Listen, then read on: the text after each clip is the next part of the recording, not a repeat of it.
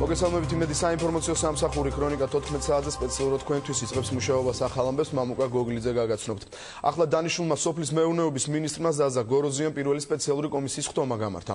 ხტომაზე იმჯერეს თუ რა პირობებს უნდა აკმაყოფილებდეს სამსტრესტის ხელმძღვანელი მისი ყოფილი უფროსი ვასო მანაგაძე პრეზიდენტმა მთავრობის გაფართოებულ ხტომაზე გაანთავისუფლა. უკვე 2 კვირის შემდეგ კი სოფლის მეურნეობის სამინისტროში თანამდებობაზე კონკურსი ოფიციალურად გამოცხადდა. განცხადების შესატანად კი მსურველებს თვის ბოლომდე აქვთ ვადა. შეტყდნენ თუ არა კომისიის წევრები იმ პირობებზე, რასაც სამტრესტის ხელმძღვანელი უნდა აკმაყოფილებდეს და ვინ არიან სავარაუდო კანდიდატები, ამას პირდაპირ ეთერში ჩვენი კორესპონდენტი ლელა ციკლაური გვეტყვის.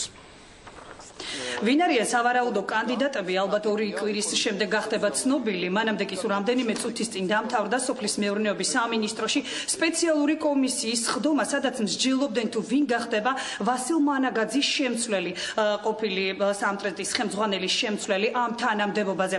სპეციალური კომისია შედგება 9 ადამიანისგან, 9 პირისგან, ესენი არიან ძალიან წარმატებული გამოცდილი ბიზნესმენები, ასევე სოფლის მეურნეობის სამინისტროს წარმომადგენლები და საქართველოს სხვადასხვა უწყებების ხელმძღვანელები, გამოცდილი ადამიანები, რომლებიც საბოლოო ჯამში შეთანხმდნენ იმაზე თუ როგორ პირობებს უნდა აკმაყოფილებდეს ნებისმიერი ადამიანი, ვინც იქნება მსურველი შეცვალოს მანაგაძე.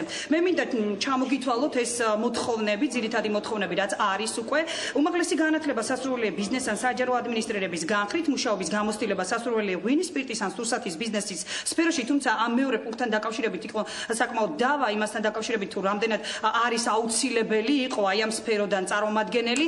საბოლოო ჯამში გადაწყდა, რომ თავარი ეს არ არის, თავარია ის, რომ პიროვნება, რომელიც გახდება სამტრესტის უკვე ახალი ხელმძღვანელი, იყოს დაჯილდოვებული მენეჯერული თვისებებით, ძალიან კარგი მენეჯერული თვისებებით და ერკვეოდეს მარკეტინგში, რადგან ქართული ღვინოს პოპულარიზაცია უნდა მოხდეს მსოფლიო ბაზრებზე და ასევე ძალიან ბევრი ღვინო უნდა გავიდეს საზღვარგარეთის ქვეყნებში და ბაზრებზე.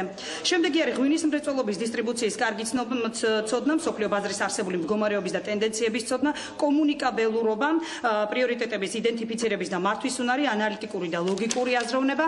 შემდეგი არის ჯგუფური მუშაობის უნარი, ინიციატივის გამოჩენა და ერთდროულად სხვადასხვა პროექტების მართვის უნარი და ბოლოს კომპიუტერული პროგრამების ცოდნა, თუმცა როგორც გითხარით, ეს უკანასკნელიც არ არის მთავარია.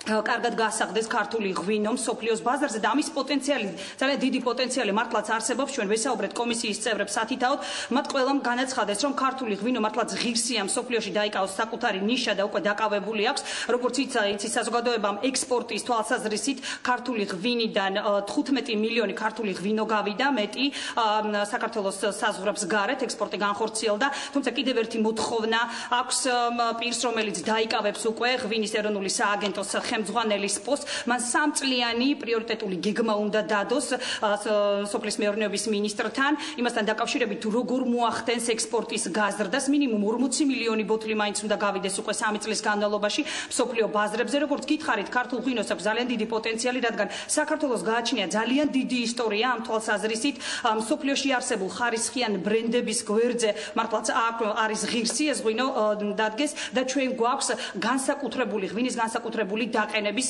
მეთოდები, ეს იქნება ქვევრი და ასე შემდეგ. მოდით მოусმინოთ იმ კომენტარებს, რომლებიც გააკეთდა კომისიის ხდომის დამთავრების შემდეგ. თავად ნახავთ თუ რა უნდა გქონდეს, რა გამოცდილება უნდა გქონდეს ადამიანს, რომელიც ვასილ მანაგაძეს შეცვლის. პირ უნდა იყოს კარგი მენეჯერი, მას უნდა გქონდეს განათლება უმაღლესი და თან მენეჯმენტში ძალიან დიდი გამოცდილებით, რადგანაც მას ექნება უშუალოდ ხელში რიჩაგები იმის თუ რამდენად შესაძლებელი იქნება გაზრდა საქართველოსთან ღვინის წარმოების, მასზე იქნება დამოკიდებული უამრავი გლეხის ბედი, რომელიც არის დღეს ჩვენთან, რომელიც მართლაც ყოველდღურად უყურებს თუ როგორ მიდის თითოეული ღვინოს ბოთლის გაყიდვა. შეიძლება საერთოდ არ ქონდეს გამოცდილება სოფლის მეურნეობის ან მეღვინეობის დარგში. მთავარია რომ იყოს კარგი მენეჯერი, რომელსაც ექნება უნარი ადეკვატურად შეაფასოს მდგომარეობა, ქონდეს უნარი რომ ქონდეს ურთიერთობები დარგთან, ანუ მეღვინეებთან, მევენახეებთან. ძალიან მისასალმებელია რომ ღვინის ეროვნული სააგენტოს ხელმძღვანელის შერჩევა მოხდება სხვანაირ ფორმატში და ამ პროცესში ჩართულები არიან ბიზნეს ხარისხმიანი ძალიან ინოვატორული ნაბიჯია. რაც შეეხება ხელმძღვანელს, არის კრიტერიუმების ერთობლიობა და ამ კრიტერიუმებით მოხდება ადამიანის შერჩევა, თუმცა ფაქტია, რომ ადამიანი უნდა იყოს ძალიან მაღალი კლასის მენეჯერი, ქარიზმატული ადამიანი, რომელიც შეძლებს ქართული ღვინის პოპულარიზაციას მთელ სოფლიოში. ღვინის სექტორი, ღვინის წარმოება შედის ერთ-ერთ პრიორიტეტულ დარგში საქართველოს ეკონომიკისთვის. ის არის ტოპ 10-ში ქართულ ექსპორტში. შესაბამისად, მისი განვითარება არის დამატებით შემოსავლები მთელი ქვეყნისთვის. ეს არის კონკრეტულად, რასაც ყოველთვის საუბრობთ ხოლმე, რომ ქვეყნის ეკონომიკაში დამატებითი, ასე ვთქვათ, უცხოური ვალუტის შემოსვლა, იმისთვის, რომ ერთ-ერთი ყველაზე პრობლემური ნაწილი ქართული ეკონომიკის, რაც არის დისბალანსი, სავაჭრო დისბალანსი, რომ სწორედ ის შემცირდეს.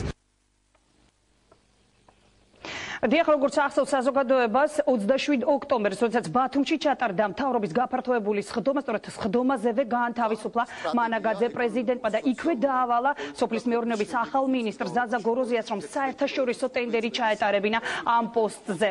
მართლაც ტენდერი დაწყებულია, განაცხადების მიღების ვადა თვის ბოლომდეა და უნდა ითქვას, რომ როდესაც უკვე დასრულდება განაცხადების მიღება და იგივე შემადგენლობით ისევე ეს ადამიანები აირჩევენ ვასილ მანაგაძის შემცვლელს ამ პოსტზე და ღირსეულ შემცვლელს, უნდა ითქვას, რომ გადაკეთდება სამტრესტი ღვინის ეროვნულ სააგენტოდ და ამ სააგენტოს მოეხმარებიან საკუთარი საქმიანობის განხორციელებაში საქართველოში არსებული სხვადასხვა უწყებები და ერთობლივად მოხდება ქართული ღვინის პოპულარიზაცია საზღვარგარეთ.